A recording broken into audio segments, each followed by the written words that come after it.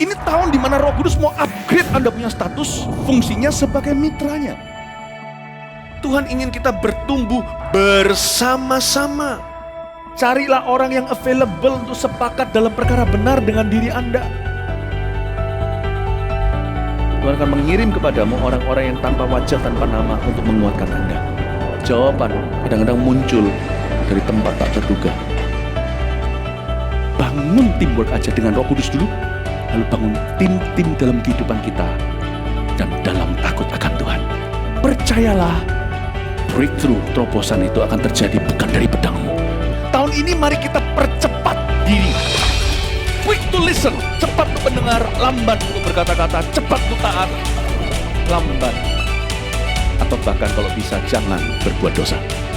Satu dari kamu mengalahkan 1000 musuh itu quality, tapi Tuhan tidak berhenti di situ. 2 berlaksa-laksa. Kami mencetuskan bahwa supaya yang datang di sini bukan jadi jemaat akhirnya, tapi semua jadi murid-murid yang berbuah-buah lebat.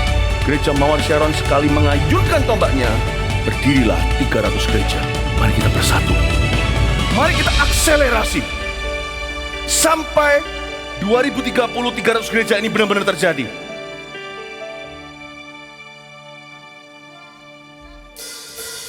Welcome home. Mari kita memuji Tuhan bersama-sama, come on. Sebab Tuhan Raja Allah Maha Besar.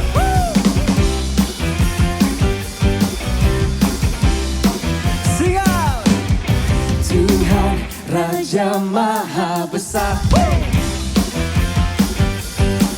Mari datang menyembah Dia. Tuhan Raja Maha Besar.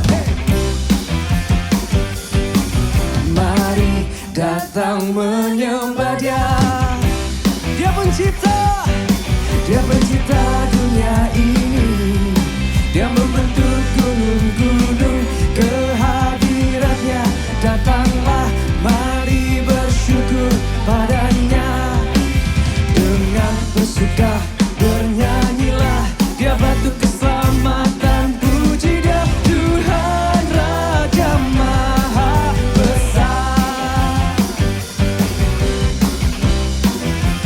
Tuhan Raja Maha Besar.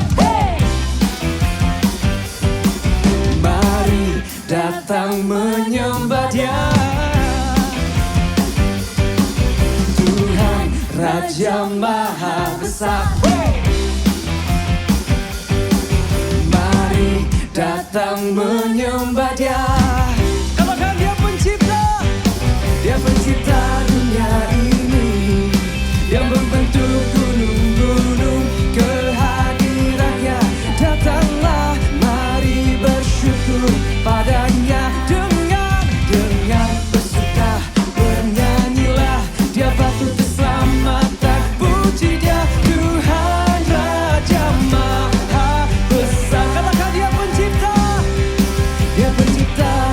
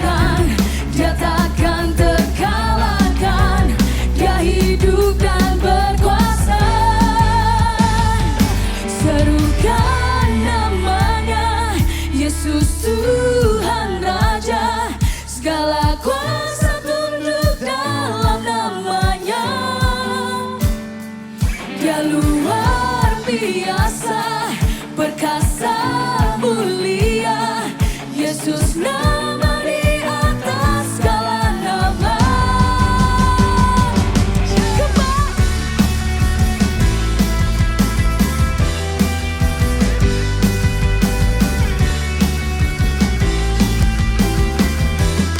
Sama-sama nyanyikan, Tuhanku maha besar,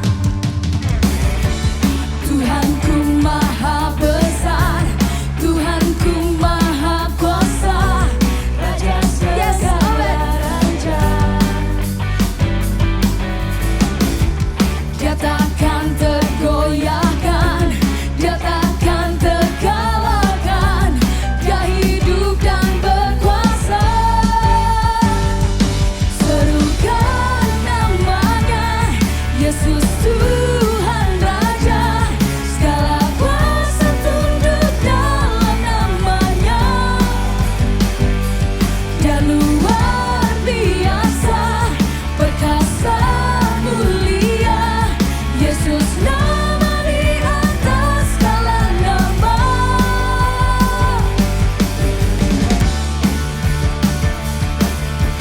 Mari sama-sama tepuk tangan.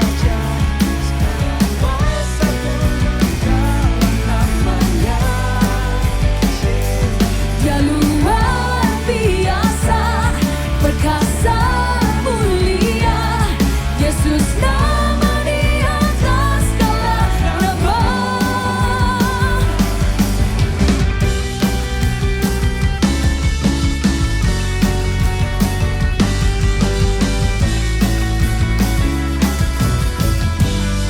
Mari sama-sama nyanyikan. Tuhan Raja, segala kuasa tunduk dalam namanya. Dia luar biasa, perkasa, mulia, Yesus nama di atas segala nama. Serukan namanya, Yesus Tuhan Raja, segala kuasa tunduk dalam namanya. Dia luar biasa, perkasa, mulia, Yesus nama di atas segala nama. Yesus nama di atas segala nama. Yesus nama di atas segala nama.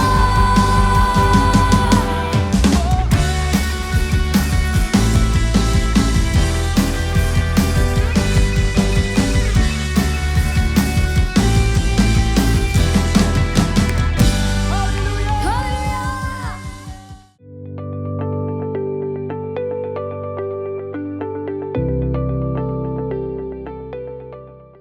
Hai Augers, inilah hari yang dijadikan Tuhan. Bersukacitalah dalam setiap aktivitas yang kita jalani. So untuk kalian yang baru pertama kali bergabung dalam ibadah online kita, welcome home. Senang melihat masih banyak orang-orang muda yang memberikan waktunya untuk Tuhan berbicara di hidupnya dalam masa-masa yang sibuk seperti ini. Untuk kalian yang belum tergabung dalam komunitas rohani yang biasa disebut CG, kalian bisa kontak nomor WA yang ada di layar kalian. Di sana kita bisa saling terkoneksi. Di CG, kita bisa bertumbuh bersama, karena sulit untuk seseorang bertumbuh di dalam masa sukar seperti ini sendirian. Dan sebentar lagi kita akan memberikan persembahan. Bagi kalian yang ingin mentransferkan persembahan, kalian bisa mentransferkan melalui rekening yang ada di layar kalian. Ibadah Army of God minggu depan akan dilayani oleh Saudara Mulyanto. Mari persiapkan diri Anda untuk menerima impartasi firman Tuhan.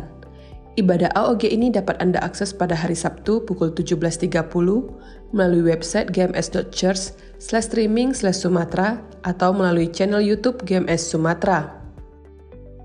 Minggu depan adalah waktunya kita mengembalikan persepuluhan. Mari siapkan diri Anda untuk mengembalikan persepuluhan yang terbaik bagi Tuhan kita. Sekarang telah tersedia fasilitas QRIS. Anda dapat langsung memberikan persembahan, persepuluhan, dan penaburan dengan cara men-scan QR Code melalui aplikasi pembayaran online yang telah tertera di layar gadget Anda. Bagi Anda yang membutuhkan pelayanan dari para hamba Tuhan seperti didoakan, konseling, ataupun kebutuhan lainnya, dapat menghubungi nomor WhatsApp yang tertera di layar gadget Anda. Agar Anda selalu terkoneksi dengan ibadah GMS Sumatera, subscribe dan nyalakan notifikasi YouTube GMS Sumatera. Dan saat ini, saya rindu untuk mendoakan teman-teman yang berulang tahun pada bulan ini. Saya mengundang untuk kalian mengangkat tangan dimanapun kalian berada. Tuhan Yesus, kami berdoa untuk teman-teman kami yang berulang tahun pada bulan ini, Tuhan. Biarkan Engkau mengabari kapasitas mereka, Tuhan, membuat mereka masa depan semakin gemilang, semakin serupa dengan Engkau, Tuhan. Kami juga berdoa untuk persembahan kami, Tuhan. Biarkan persembahan ini menjadi persembahan terbaik kami, Tuhan. Biarkan melalui persembahan kami, nama-Mu semakin dimuliakan dan gereja-Mu semakin serupa dengan Engkau, Tuhan. Dalam nama Tuhan Yesus kami berdoa. Haleluya. Amin. God bless you.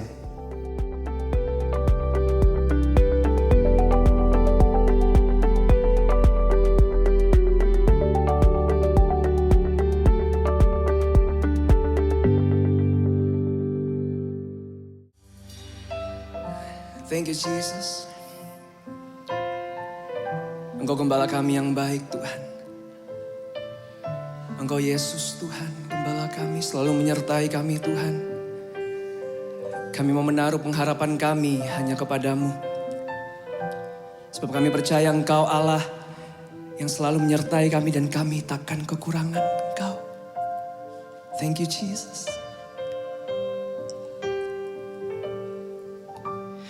Tuhan, Kau gembala kami,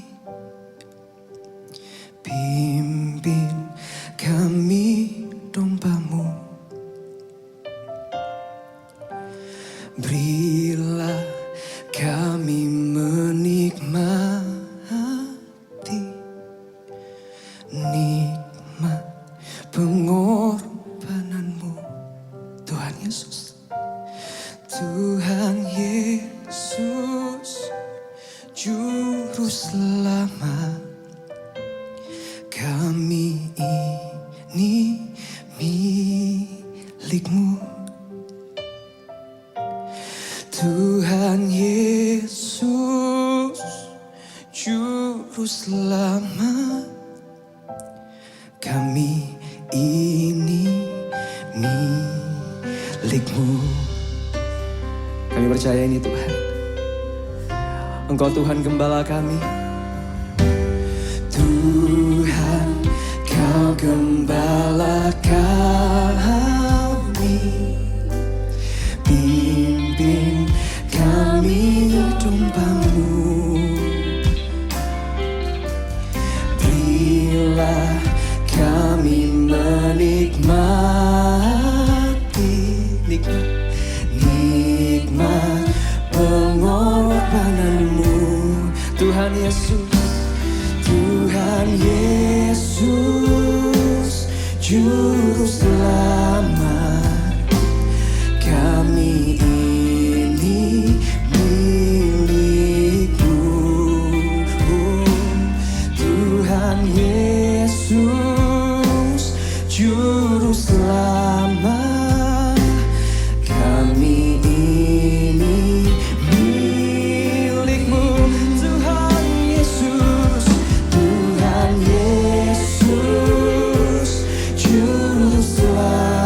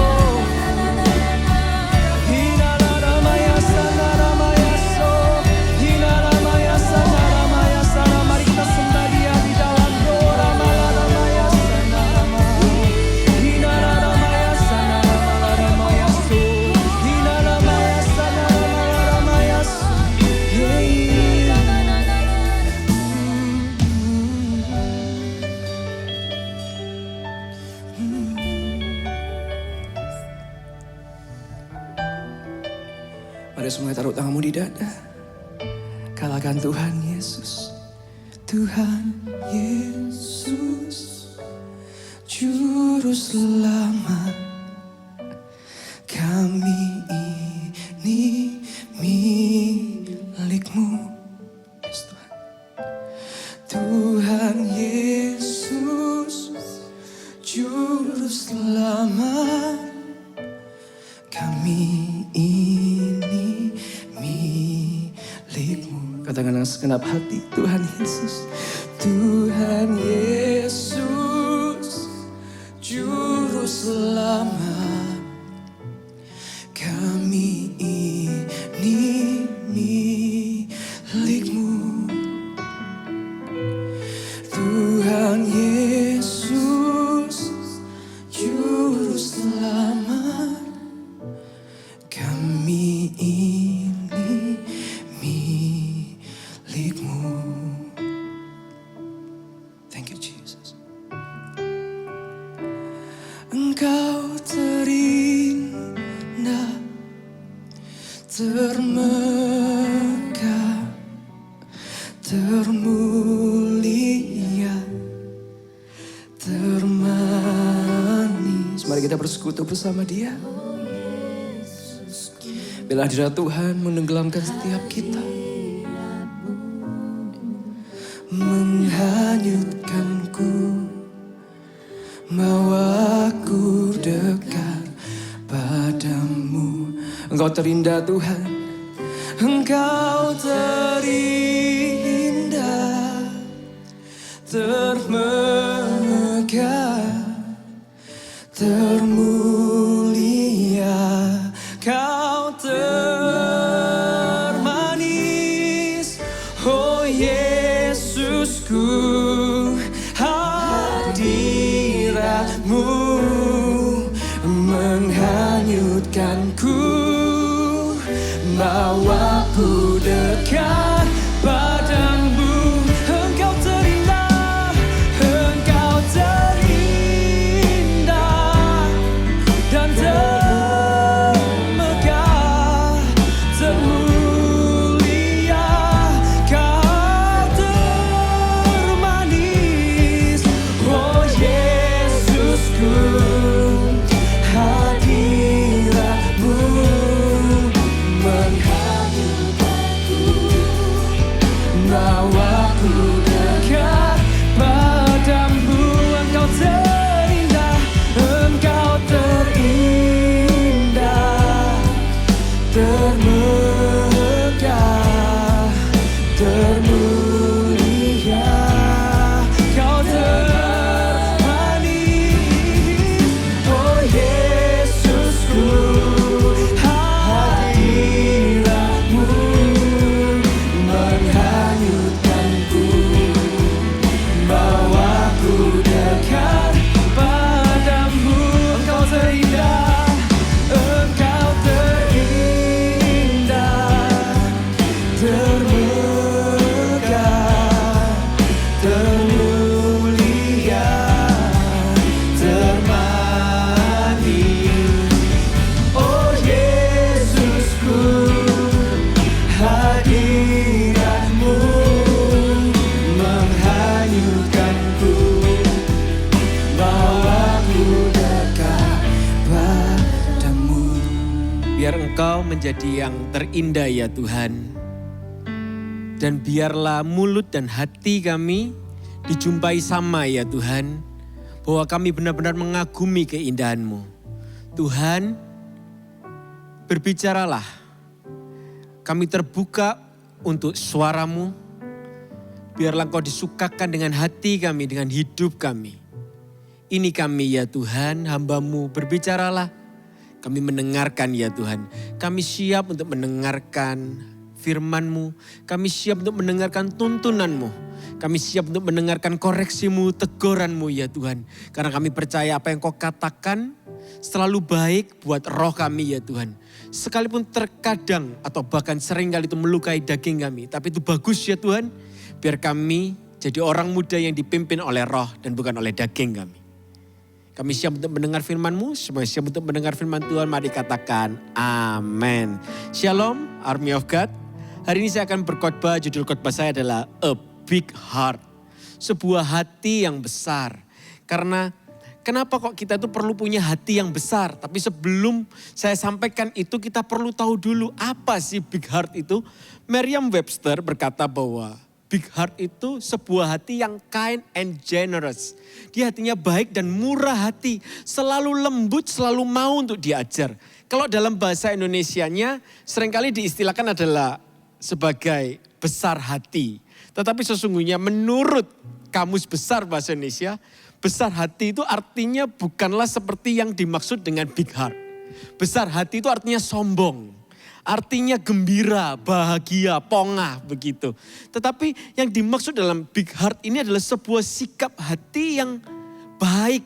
Hatinya tuh lembut, mau untuk diajar. Hatinya mau terbuka dengan koreksi Allah. Dalam bahasa lainnya istilahnya adalah seperti ini. Hati yang ikhlas untuk menerima segala sesuatu. Apakah hari ini kita adalah seseorang yang mempunyai hati seperti itu? A big heart person? Apakah kita adalah sebuah pribadi yang punya hati yang kind and generous?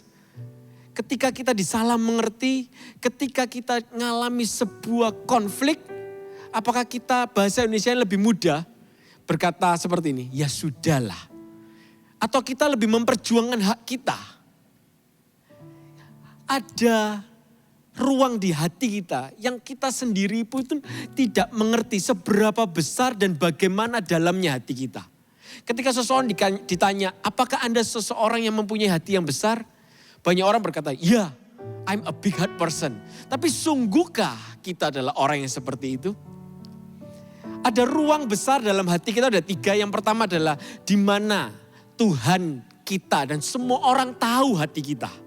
Itu ruang pertama. Ruang yang kedua adalah Tuhan dan kita saja yang tahu. Ini misteri banget.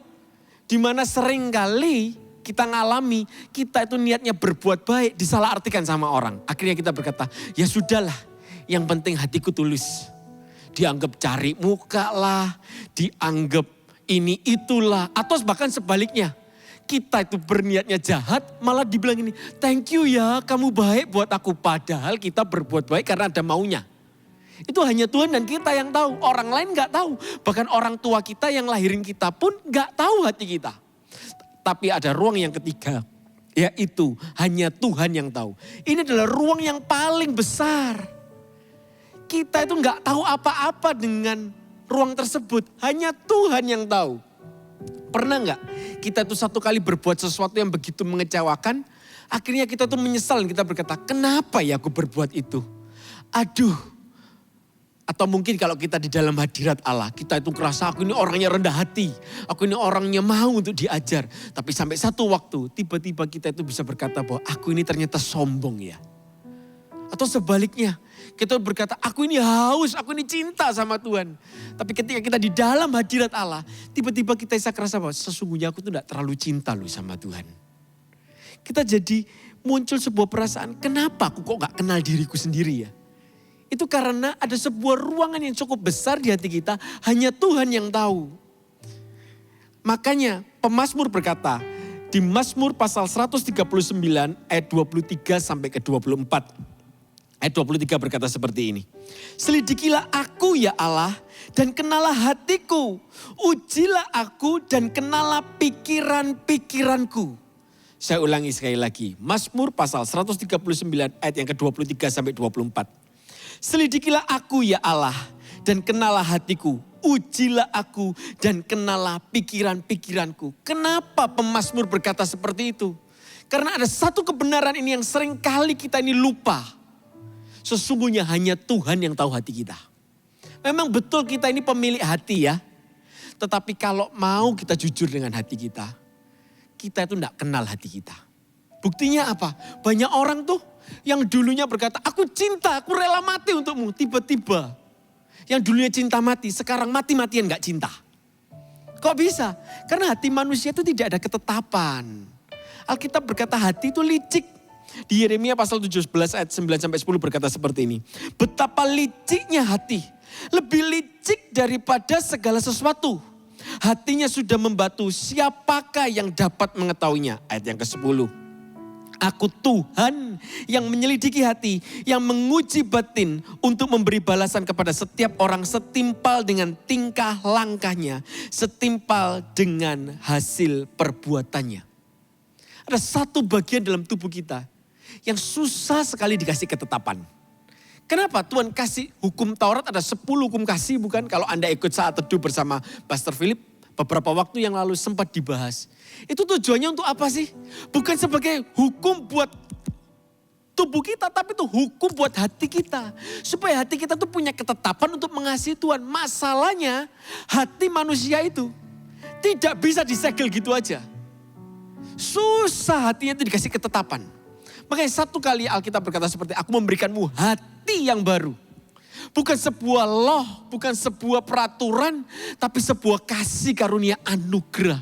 Supaya hatimu dapat berpaut kepadaku. Hati kita ini bahaya. Kalau kita tidak bisa mengendalikannya, hati kita akan membawa kita kepada kehancuran.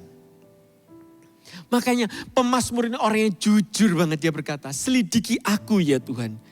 Ya Allah, kenalah hatiku, ujilah aku, dia berkata. Dan kenalah pikiran-pikiranku. Gak cukup cuma Tuhan itu tahu.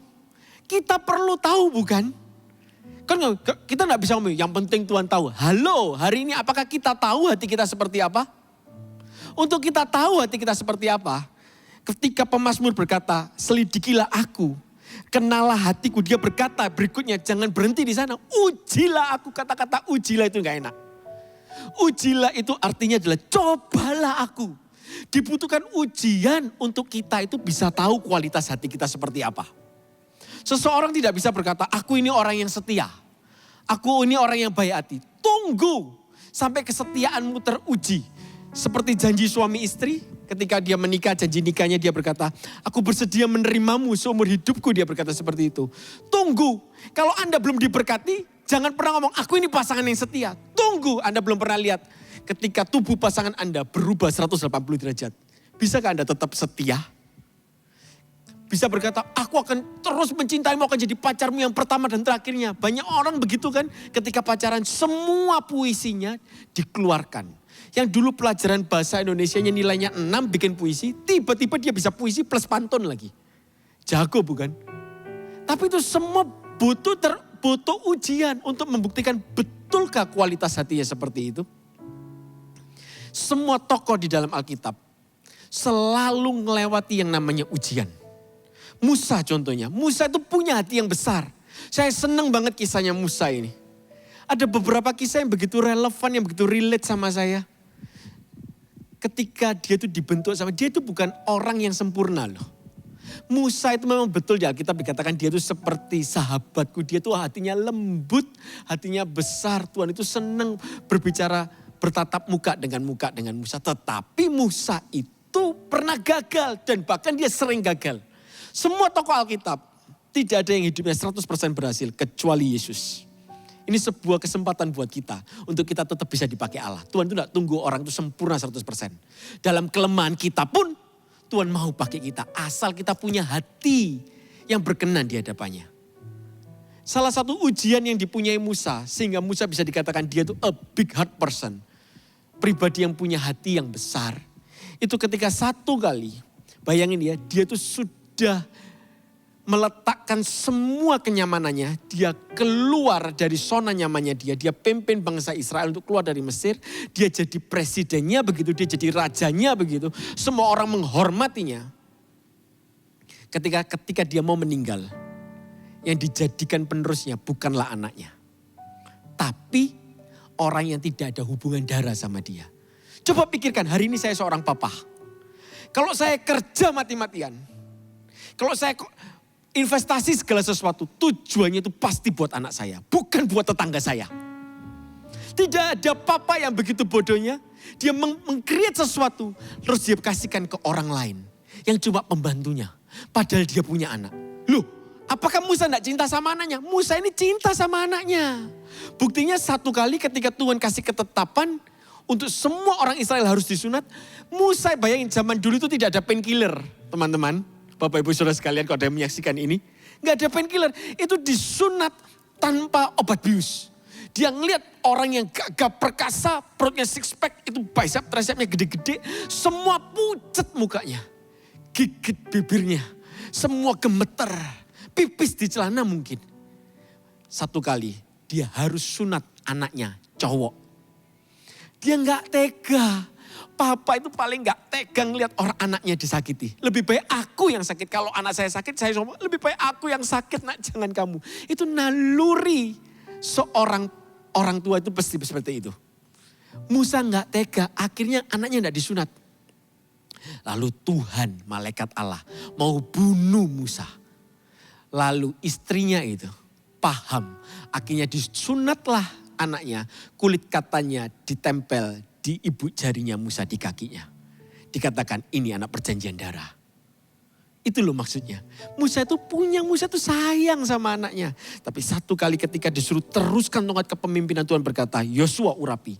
Musa enggak ngomong. Loh, aku pimpin sekian, kan buat keluargaku. Harus adanya legacy kan. Harus ada warisan buat keluargaku. Tuhan bilang, no, kasih ke Yosua. Wow. Musa itu diuji sama Tuhan, gak cuma satu kali loh. Musa diuji sama Tuhan berkali-kali. Di Keluaran, pasal yang ke-6 ayat yang ke-7. Musa itu dikasih janji sama Tuhan. Ini yang janji itu Tuhan. Bukankah kita berkata, kalau Tuhan yang berjanji, siapa yang dapat mengingkarinya? Kalau Tuhan di pihak kita, siapa lawan kita? Lihat ya, janji Tuhan terhadap Musa. Dan aku akan membawa kamu ke negeri yang dengan sumpah telah kujanjikan memberikannya kepada Abraham, Ishak dan Yakub. Dan aku akan memberikannya kepadamu untuk menjadi milikmu. Akulah Tuhan. Tuhan itu bersumpah, swearnya Tuhan. Sumpah gitu ya. Sumpahnya demi diriku sendiri. Akulah Tuhan. Bayangin ya, ini kisahnya jauh sebelum Musa jadi pimpinan Israel. Ketika Musa masih mengembalakan kambing dombanya Yitro dan semuanya. Musa dipanggil, Musa diutus sama Tuhan. Tuhan yang panggil. Tuhan gak pakai ajudan. Tuhan gak pakai asisten. Mungkin asistennya bisa salah, perantara bisa salah. Itu langsung Tuhan yang ngomong, aku janji kepadamu. Kamu tak bawa masuk, ku berikan sebuah tanah yang ku janjikan kepada Abraham, Ishak dan Yakub kepadamu menjadi milikmu. Tapi kita semua tahu bukan ceritanya. Singkat cerita. Karena Musa bikin sebuah kesalahan. Musa marah. Di Mara dan Meriba itu. Dia pukul batunya. Akhirnya Tuhan berkata seperti ini. Musa, kamu gak masuk tanah Kanaan. Kamu cuma bisa lihat tanah Kanaan dari kejauhan. Tuh, dibawa sama Tuhan. Tuh, lihat ya.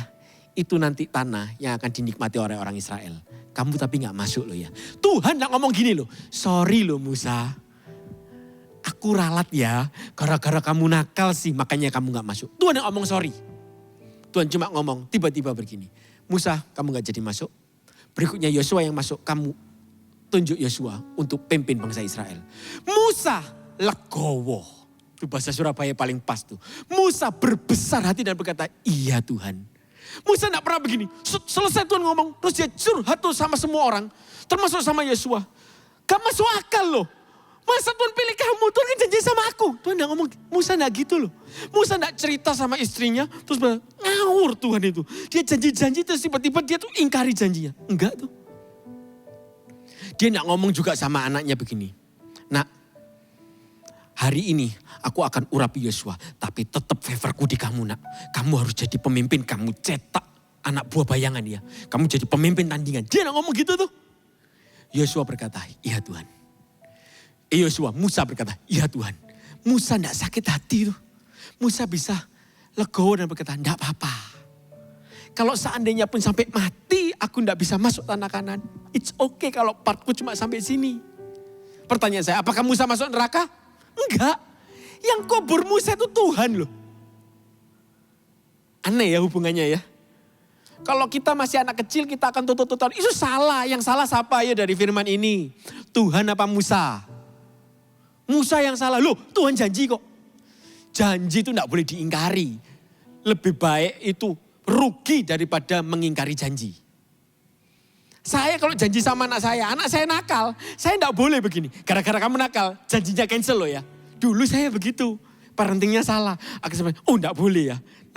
Enggak boleh begitu, saya tetap harus tepati janji sekalipun rugi. Supaya anak saya belajar prinsip yang namanya janji. Sekarang saya rubah cara kasih janjinya. Ada yang namanya terms and condition apply. Ada bintangnya kecil begitu. Janjinya saya tepati kalau kamu begini-begini. Itu parenting saya. Tapi Tuhan tidak ada syaratnya. Dia ngomong, aku yang berjanji. Aku Tuhan, ini milikmu loh. Akulah Tuhan. Wow. Saya bayangin itu ya. Saya cuma doa begini, Tuhan kasih saya hati yang seperti itu. Kasih saya. Saat teduh saya tuh begitu saya doa. Tuhan aku pengen punya hati kayak Musa. Tiba-tiba pemimpin saya berkata, isi khotbah untuk minggu ini temanya Big Heart. Aneh ya. Semua firman yang kita pelajari itu sesungguhnya bukan untuk orang lain. Yang pertama-tama dulu kita dikoreksi sama Tuhan. Saya rindu kok bisa ya Musa punya kayak gitu. Saya mau Tuhan. Tuhan ingatkan Roh Kudus terangi hati saya. Siaplah untuk diuji. Ujian itu membuat kita tuh tahu hati kita kayak apa. Kenapa Abraham dicobai coba? Ada satu firmannya berkata seperti ini kan di salah satu pasal di kisahnya Abraham berkata. Dan setelah semuanya itu. Setelah semuanya itu apa? Itu setelah sekian banyak pencobaan, sekian banyak ujian. Kenapa Abraham tetap diuji? Tujuannya bukan untuk supaya Tuhan tahu hatinya Abraham. Karena dia adalah Allah yang Maha Tahu. Tapi tujuannya supaya Abraham itu tahu kualitas hatinya kayak apa. Dia itu bisa ngomong sesuai dengan kapasitas hatinya. Hari ini apakah kita punya hati yang berkenan di hadapan Allah? Kita itu punya hati yang besar di hadapan Allah. Daud juga punya hati yang besar. Satu kali di 2 Samuel pasal 16 ayat 11. Daud itu dikudeta sama anaknya, sama Absalom. Terus dia jadi pelarian.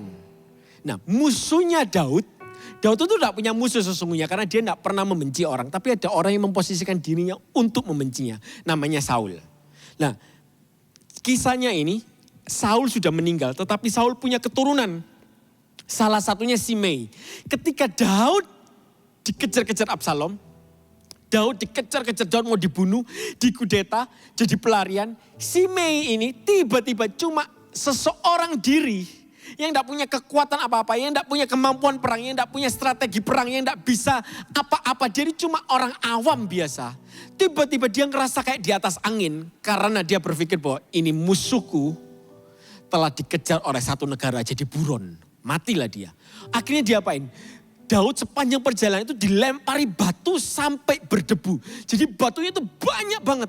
Dan mungkin dia kena cipratan batunya. Kena batu yang kecil terlontar kena dirinya. Dia kena sampai akhirnya anak buahnya Daud itu marah. Di 2 Samuel pasal 16 ayat yang ke-11. Anak buahnya Daud marah, dia berkata, saya bunuh ya anjing ini. Dia berkata seperti itu. Kupenggal kepalanya. Tapi lihat responnya Daud. Pula kata Daud kepada Abisai dan kepada semua pegawainya. Sedangkan anak kandungku ingin mencabut nyawaku. Terlebih lagi sekarang orang Benyamin ini.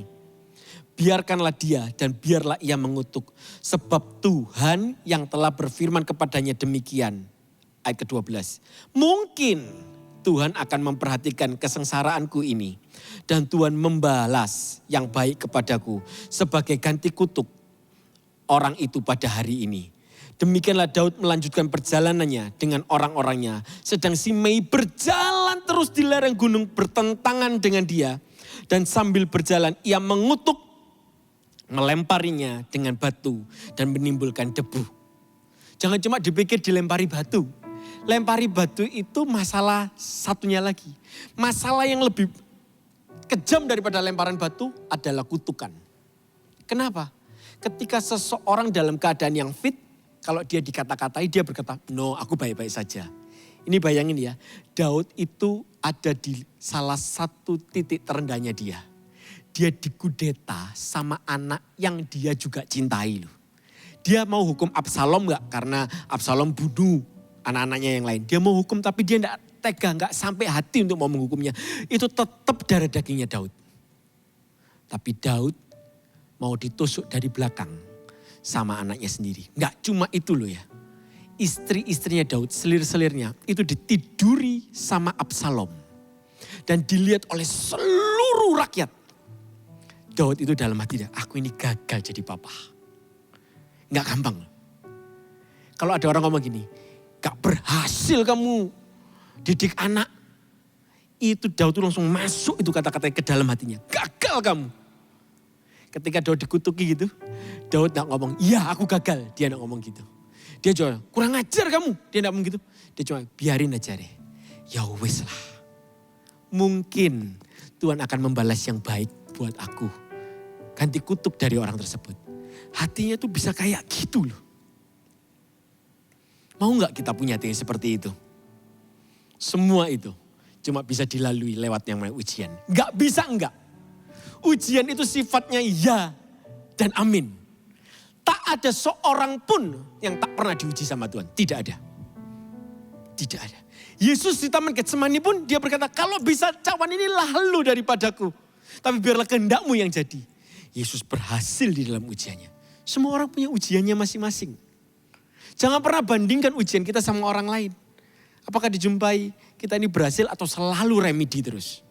Kalau kita selalu remedi terus, percayalah seseorang yang gagal di dalam ujiannya, dia itu selalu akan mengulangi ujian yang serupa tapi dengan orang dan waktu yang berbeda dan kasus yang berbeda. Tapi intinya sama, yang di otak-atik sama Tuhan jenis yang seperti itu. Selalu begitu. Api itu ya dipakai hanya untuk melihat seberapa murni emas tersebut. Kita mau lihat kadarnya emas sudah macam-macam. Ada 24 karat, sekarang ini sampai ada 16 karat. Semua itu ditentukan dengan kadar apinya dimurnikan. Masalah tidak pernah merubah seseorang. Jangan pernah, ini orang hatinya aslinya baik loh. Tapi gara-gara dia tidak punya duit makanya dia begitu. Ini orang hatinya baik loh. Tapi gara-gara dia disalah mengerti makanya dia jadi gitu. No, hatinya kayak gitu memang sesungguhnya. Hatinya sesungguhnya tidak baik. Dia cuma pura-pura baik, itu yang benar. Kelihatan baik, tetapi sesungguhnya kita tidak akan pernah bisa untuk berpura-pura baik. Karena ujian selalu menyingkapkan hati kita sesungguhnya. Wow. Hari ini, kalau Tuhan uji kita, selalu Tuhan ujinya itu tidak memakai benda. Dia pakainya adalah people. Orang-orang. Orang itu siapa? Bisa saja orang itu di sebelah Anda, di belakang Anda, di ruang tamu Anda, di kamar atas Anda. Orang-orang itu pasti orang yang kita kenal. Tak mungkin kita tuh diuji oleh orang yang tidak kita kenal. Yang bisa lukai kita hanya orang yang dekat sama kita. Orang yang kita cintai. Gak mungkin ada orang yang antah berantah gak kenal siapa-siapa. Terus tiba-tiba bisa nguji kita. No, itu gak menyingkapkan kualitas hati kita seperti apa. Jangan pernah buang orang yang menurut kita tanda petik. Pakai bahasa Jawa, Surabaya itu lebih enak. Buencek no. Jangan pernah buang orang kayak begitu. Daud tidak pernah buang Simei. Daud buang Simei bisa gak? Bisa. Sekali lemparan panah begini. Sekali di-aim begitu, masa Simei bisa menghindar? Gak mungkin. Tapi Daud gak buang Simei. Jangan pernah buang people, orang yang menurut kita itu menjengkelkan. Karena bisa jadi itu alat yang Tuhan kirim untuk bentuk hati kita. One day ya, kita akan berterima kasih kepada orang-orang yang tersebut. Thank you ya, sudah bentuk aku. Thank you ya. Sekalipun hari ini aku tidak bisa memahami, tapi apa yang kamu lakukan buat aku, itu baik buat aku. Aku cuma bisa berdoa dan mengasihimu. Ada orang-orang itu yang sirik sama kita, ada nggak? Ada. Sebaik apapun Anda, selalu akan ada orang yang kontra sama Anda. Yesus anak Allah, kurang baik apa coba? Dia itu anak Allah yang turun ke dunia ini jadi manusia. Untuk menyelamatkan Anda dan saya, itu pun bisa dibenci kok. Bahkan sebagian orang membencinya kok. Dan berkata bahwa dia nabi palsu. Buktinya Yesus disalib kan. Kalau orang tidak benci Yesus, Yesus tidak akan disalib. Bukankah salib jadi berita kebodohan? Karena dianggap bahwa orang palsu kamu percaya. Yesus sebaik itu dan semaha kuasa itu, tetap ada orang yang benci sama dia. Pilihan. Kita tidak bisa kendalikan respon orang, pendapat orang terhadap kita. Tapi kita bisa kendalikan respon hati kita terhadap apa yang terjadi di luar sana. Apakah kita mau menjadi serupa dengannya? Mata ganti mata, gigi ganti gigi. Seperti itu? Atau kita mau berkata, ya wes lah, ya sudahlah. Amin. Dan ayat ke-24. Dikatakan seperti ini bukan? Kita kembali lagi di Mazmur.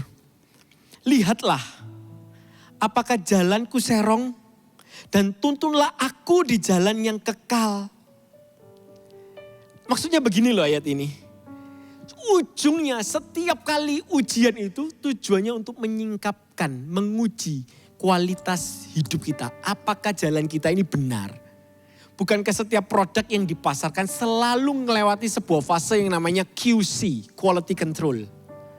Diuji apakah layak dipakai oleh banyak orang. Demikian pula kita.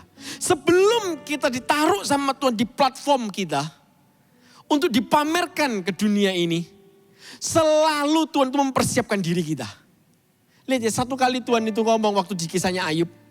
Dia ngomong sama iblis, lihat, ada seorang pun yang seperti hambaku ini. Dia saleh. Tuhan itu tahu kualitasnya hatinya Ayub. Buktinya apa? Ketika Ayub diuji, Ayub diketemukan tidak berdosa di hadapan Allah. Wow. Setiap ujian tujuannya itu memurnikan kita. Supaya kita tuh selalu kembali, kalau kita ini salah, kita tuh kembali kepada jalan yang benar. Pertanyaannya begini loh. Apakah hari ini Anda mau diuji? Banyak orang berkata, Tuhan berbicaralah di hidupku. Tuhan ujilah aku. Tuhan bentuk aku. Tuhan tegur aku. Nyatakan apa yang tidak berkenan. Giliran dia ketika diuji sama Tuhan, dia membela dirinya. Loh, tapi kan tidak begitu. Nggak fair. Yang salah itu dia, bukan saya. Kalau begitu jangan pernah berkata, Tuhan ujilah aku, selidiki aku. Pemazmur ini, dia berdoa, dia tahu apa yang dia doakan. Banyak orang, mereka berdoa minta sesuatu, tapi mereka tidak pernah tahu apa yang mereka minta dan mereka doakan. Mereka tidak tahu harga berapa yang harus mereka bayar. Hari ini Alkitab berkata, tujuan kita diuji, balik-balik cuma satu. Supaya kita tuh kembali ke jalan yang benar. Karena orang benar itu menemukan pengembalaannya. Dengan apakah seorang muda menjaga kehidupannya tetap bersih? Dengan hidup sesuai dengan firman-Nya. Maksudnya apa? Hidup sesuai firman itu begini loh. Ketika Anda diuji, respon Anda sesuai firman enggak? Siapa bilang hidup sesuai firman enggak pernah diuji? Pasti ada ujiannya. Siapkah Anda untuk diuji? Maukah Anda untuk diselidiki sama Tuhan hatinya? Pertanyaannya begini loh. Apa untungnya ketika kita punya hati yang besar? Ketika kita punya hati yang berkenan di hadapan Allah? Catat baik-baik, ini poin saya yang pertama. Hati yang besar membawa kita kepada penggenapan janji Allah. Banyak orang kepingin, pakai aku besar Tuhan. Berkati aku Tuhan. Kapan saatnya aku dipakai Allah? Tapi tidak banyak orang mau bayar harganya. Semua orang yang ingin ada di tempat tersebut, mengalami fulfillment dalam hidupnya, selalu dia harus lewati ini. Koreksi, teguran, air mata, cacian, fitnaan, bahkan mungkin pukulan. Kalau hati kita nggak benar, gugur kita. Failed, remedi kita. Hati yang besar itu selalu membawa kita kepada penggenapan janji Allah. Yusuf, dia tuh anak kesayangan. Papanya itu kaya loh. Siapa bilang papanya Yusuf gak kaya, si Yakub itu kaya, anaknya 12. Anda gak usah bingung ya, kayanya sekaya apa? Orang kalau anaknya 12, minimal dia tuh bisa bayar biaya persalinan. Minimal dia bisa kasih makan anaknya, gak mungkin anaknya makan daun, gak mungkin. Dia punya kemampuan untuk menyekolahkan, untuk mendidik, dan paling tidak kasih baju buat 12 anaknya. Yusuf itu dikasih baju jubah yang terbaik. Dia itu anak orang kaya. Satu kali dia dijual sama saudara-saudaranya. Dia anak orang kaya, sinyo-sinyo putra pangeran. Makan itu sudah pakai sendok emas begitu ya. Banyak orang saya jumpai kalau ditanyai, kamu gede kepingin kayak apa? Kalau seandainya ada kehidupan baru lagi, seandainya. Ini bercandaan nih ya.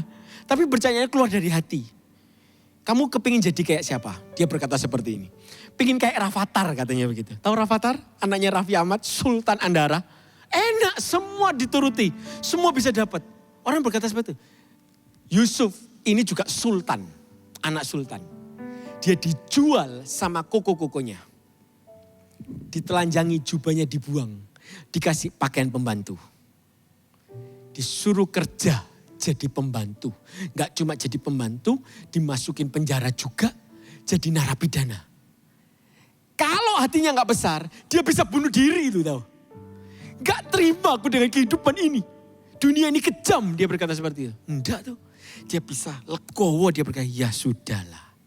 Dia enggak pahit sama kuku-kukunya. Coba kalau hatinya Yusuf ini enggak kind, enggak generous. Dia enggak punya big heart. Hati yang besar begitu. Apa yang terjadi?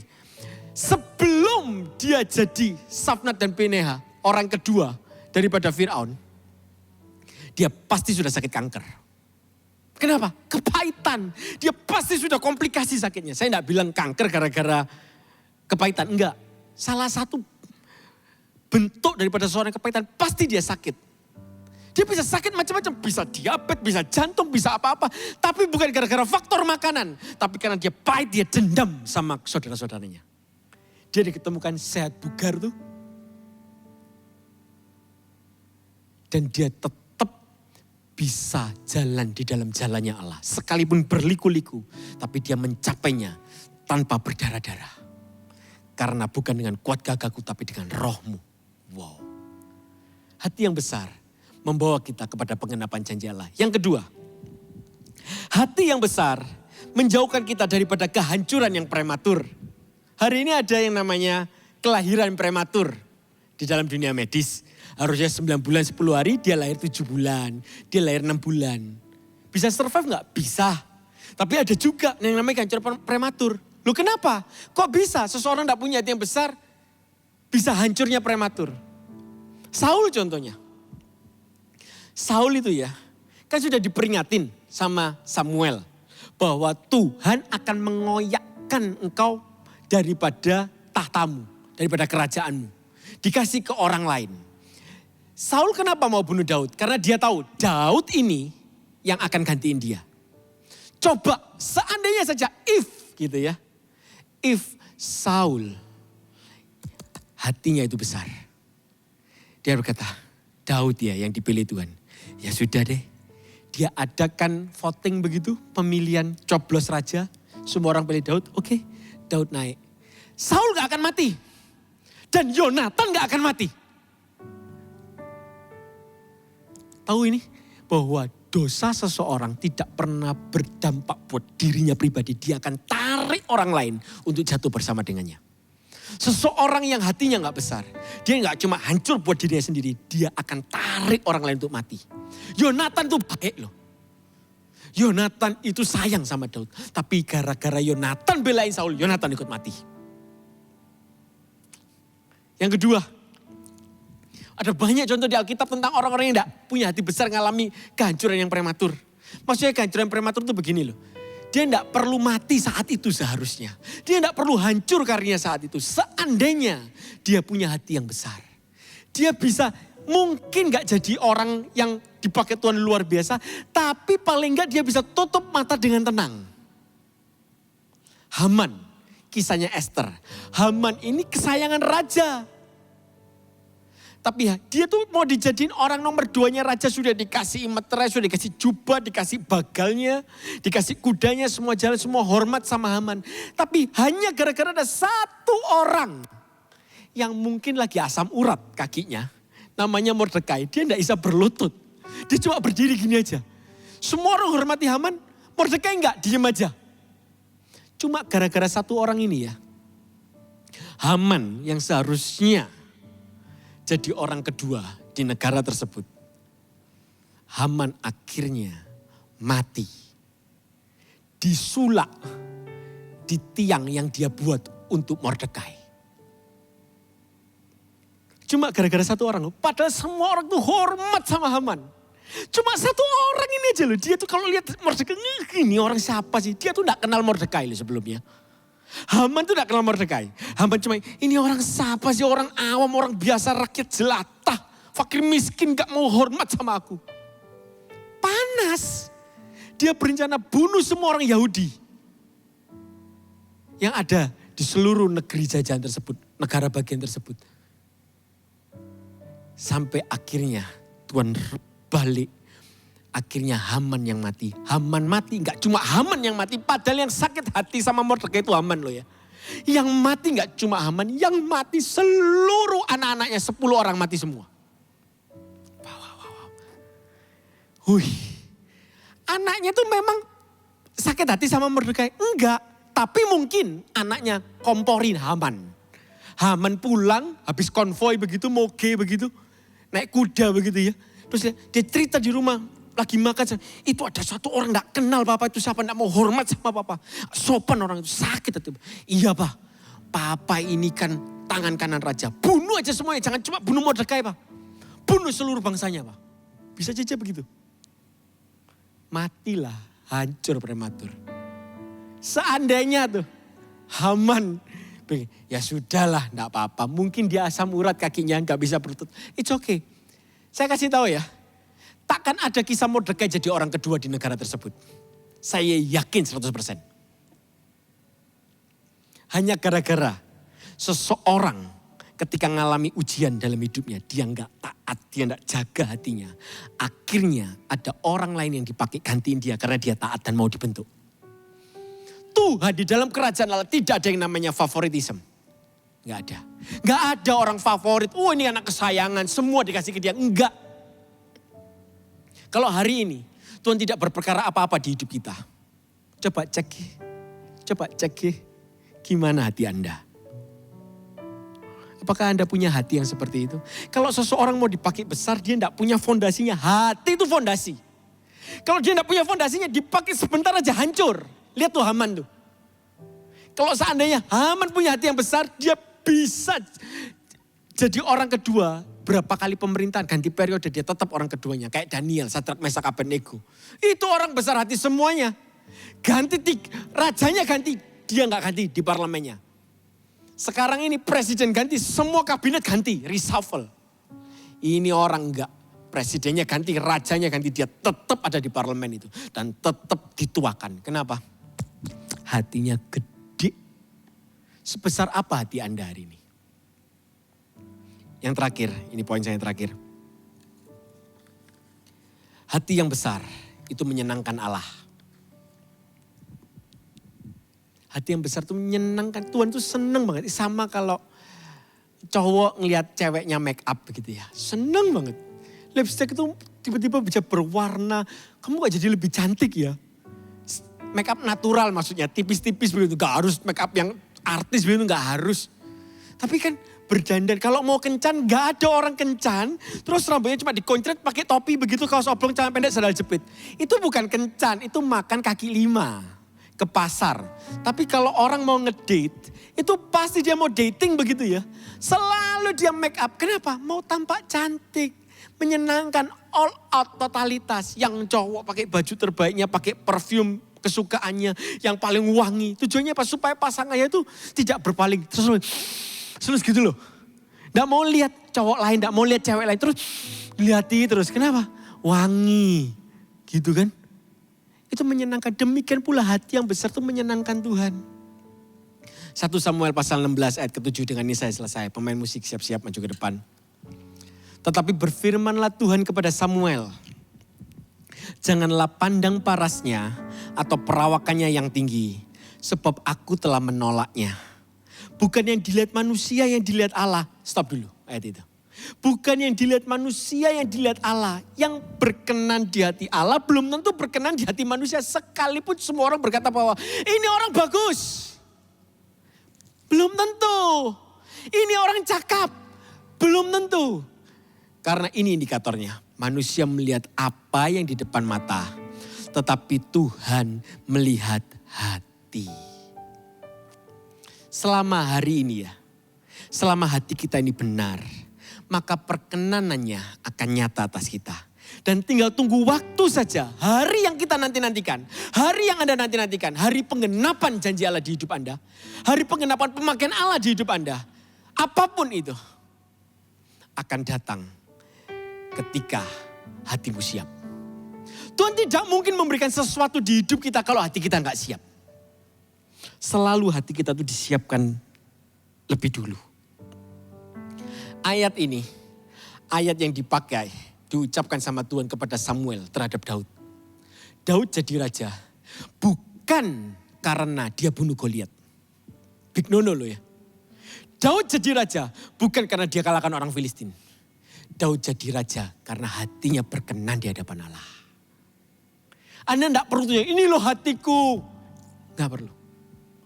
Ketika ujian itu datang di tempat yang tidak ada orang siapa-siapa, apakah diketemukan respon hatimu benar? Apakah Anda hati yang besar? Anda bisa ngelihat nggak orang lain diberkati dan Anda berkata, congrats ya. Atau Anda berkata ini, congrats. Sama-sama congrats. Yang satunya, congrats ya. Yang satunya, congrats, harusnya aku. Yang mana hati Anda? Anda bisa aman nggak? Lihat orang itu dipakai lebih besar dari Anda. Berdiri lebih tinggi dari aku. Bisa nggak? Hari ini, Gereja Mawarsan punya tempat yang tepat. Untuk dimana setiap orang bisa mencapai potensi maksimalnya dan dipakai jauh lebih gede daripada pendahulunya. Namanya Connect Group. Ini tempat yang paling tepat. Kalau Anda tidak bisa bertumbuh di Connect Group, saya ragu Anda bisa bertumbuh di mana. Karena di Connect Group, kita dilatih, kita diajar. Untuk kita punya hati besar, lihat orang dipakai Allah. Wow. Daud ini, tidak ada seorang pun yang lihat hatinya Daud. Tapi mata Allah tertuju kepada Daud. Lihat ya, Daud itu punya hati besar kayak apa? Kalau tadi kan Simei ya, saya cerita ya. Setelah dia jadi raja, sebelum dia jadi raja. Lihat, seseorang itu tidak pernah, oh iya karena dia punya posisi, karena dia dipercayai, makanya dia bisa berespon benar. No, salah besar. Seseorang itu kalau hatinya emas ya emas. Emas ya, ada di tanah. Kena kotoran sapi gitu ya. Diinjak-injak kena lumpur. Diambil tetap emas. Sama-sama kuningnya. Tapi yang satu emas, yang satu sampah. Emas ya emas. Hatinya benar ya benar. Daud ketika Samuel orang gede. Seluruh Israel itu tahu siapa Samuel. Itu sama hari ini ya. Kalau misalnya Bapak Presiden kita, Bapak Jokowi mau datang bertamu ke rumah Anda. Pasti ya semua kolega dipanggil kumpul datang sini. Pak Presiden mau datang nanti kita foto ya. Nah nunut dong foto dong, tanda tangan dong. Kenalin aku anakmu. Pasti kan begitu ya. Ini Samuel orang gede datang. Lupa papanya si Isai. Ada anaknya. Anaknya ditaruh mana? Daud itu bukan anak favoritnya Isai, saya yakin. Kok bisa? Zaman dulu ya. Yang dicari-cari orang itu jadi army, jadi tentara. Kenapa? Karena tentara itu keren, bela negara, digaji sama negara. Punya kuasa, punya otoritas, kalah semua petani. Daud jadi apa? Dia bukan seorang pelaut. Kalau dia pelaut pasti dia orang Indonesia. Nenek moyangku, pasti begitu. No, Daud itu jadi apa? Jadi gembala. Gembala berapa? 2-3 ekor. Isai itu enggak kaya. Kalau Isai kaya anaknya dijadiin bisnismen. Isai itu enggak kaya, pas-pasan lah cukup hidupnya, serba ngepres. Makanya naik suruh yang lain kuku-kukunya badannya gede-gede. No, jadi maju jadi tentara. Daud digituin ya, sakit hati enggak? Itu sama kayak mama, punya koko, punya cici, punya adik. Kokonya, oh kamu nanti jadi dokter ya. Oh kamu jadi bos ya. Kamu biasa aja dah. Sakit enggak? Terima baju gitu ya.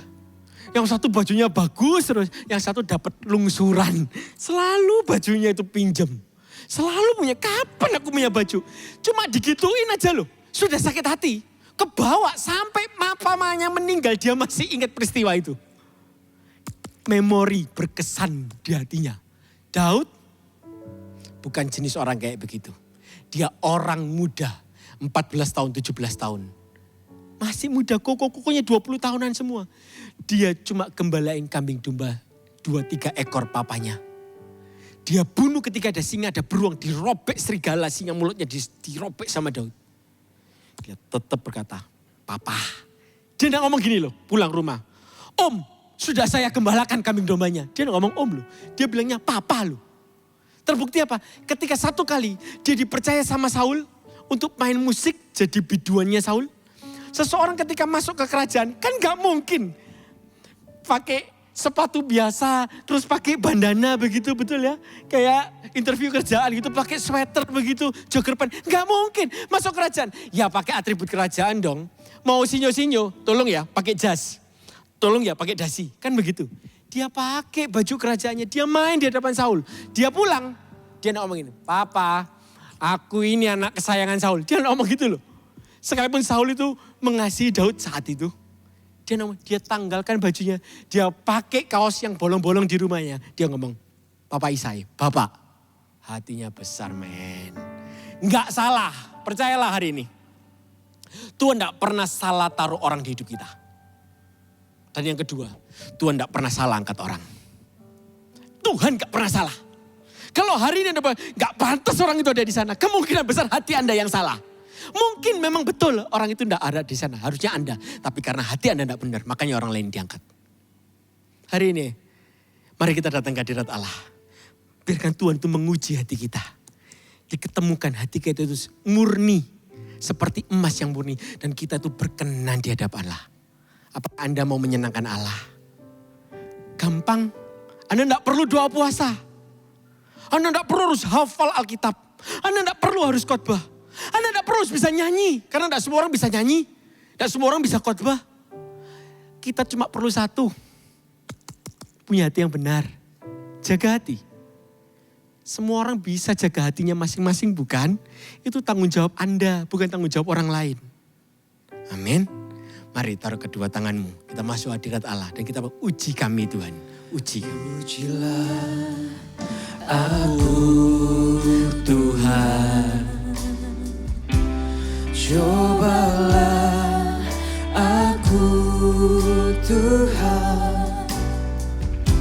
Selidiki batinku dan hatiku. Mataku tertuju padamu. Aku cinta. Aku cinta padamu Tuhan. Aku rindu hadirat-Mu. Aku rindu hadirat-Mu Tuhan. Aku ingin selalu dekat padamu.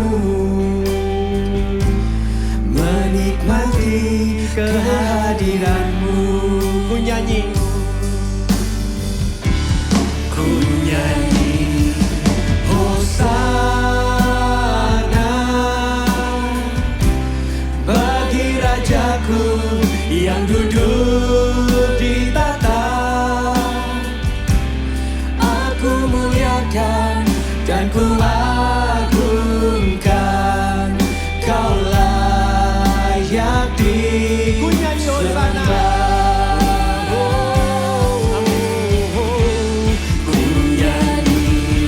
Hosana.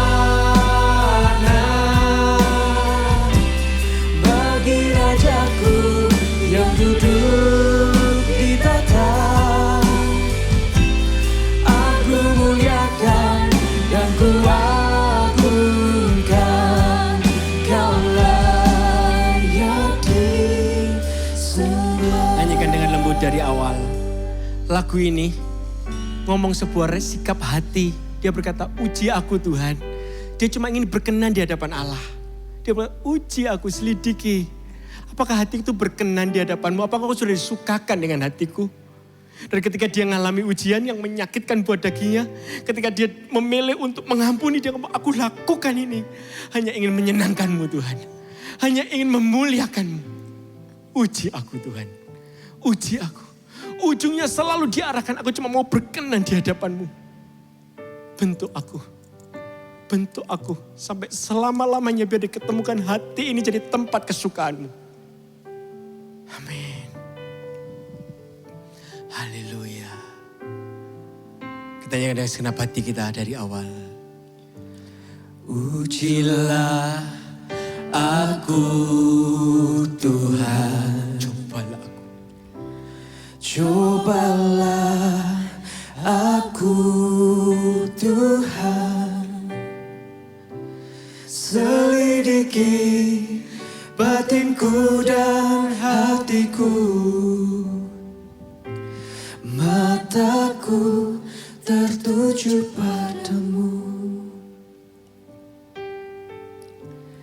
Aku cinta padamu Tuhan. Aku rindu hadirat-Mu Tuhan. Aku ingin selalu dekat padamu. Menikmati menikmati kehadirat-Mu. Ujilah aku. Ujilah aku Tuhan. Cobalah aku Tuhan. Selidiki batinku dan hatiku. Mataku tertuju padamu. Aku cinta padamu Tuhan. Aku rindu hadirat-Mu Tuhan. Aku ingin selalu dekat padamu. Menikmati kehadiran-Mu. Kami nyanyi Hosana. Hosana bagi Rajaku yang duduk di tata. Aku muliakan dan ku agungkan. Kau layak disembah. Oh, ku nyanyi Hosana. Ku nyanyi Hosana bagi Rajaku yang duduk di tata. Aku muliakan dan ku agungkan. Kau layak disembah.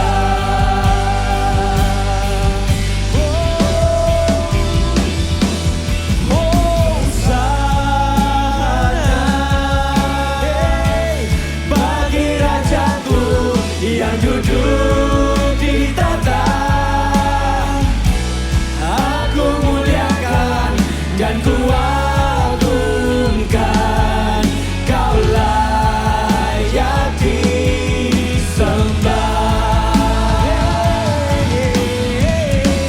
Ku nyanyi Hosana bagi Rajaku yang duduk di tata.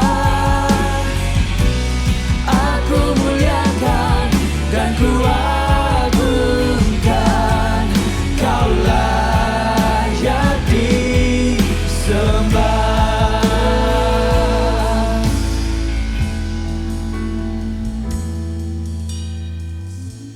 Ada orang yang kau sudah depresi, kau sudah tertekan karena sekelilingmu selalu merendahkanmu, selalu meremehkanmu.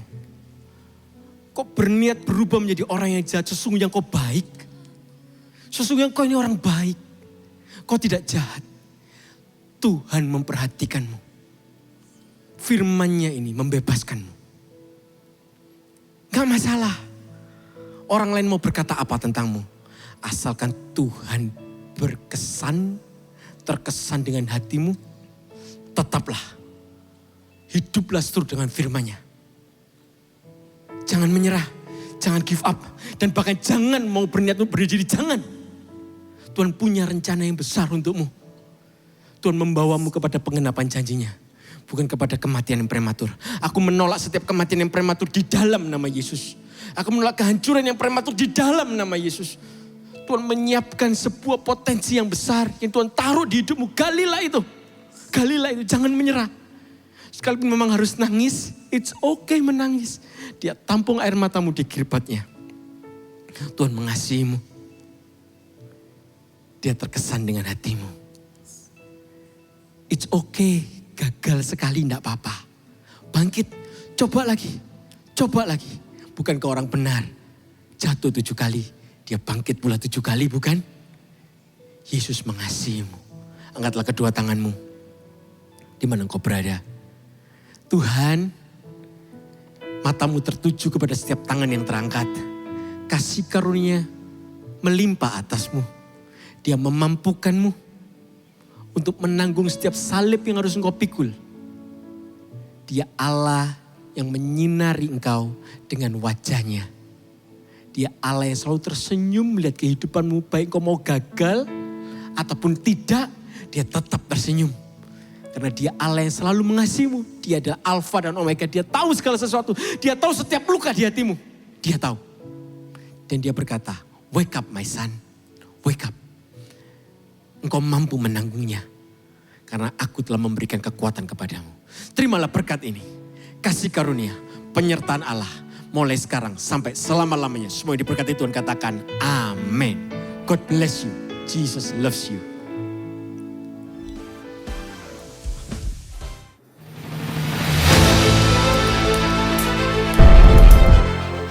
Mulai 1 November, GMS Channel akan ada di First Media. Setiap hari ada 24 jam sehari untuk menemani Anda dalam suka maupun duka.